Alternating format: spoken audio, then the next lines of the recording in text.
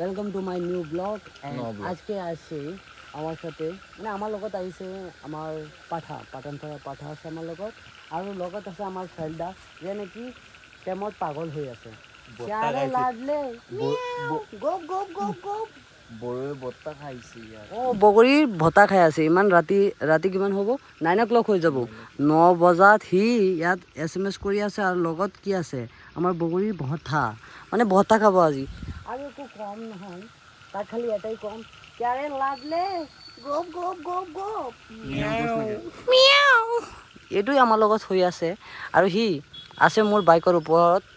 ভটা লৈ ভটা যেনে কি আমার বগৰীৰ ভটা এই ডেলিভারি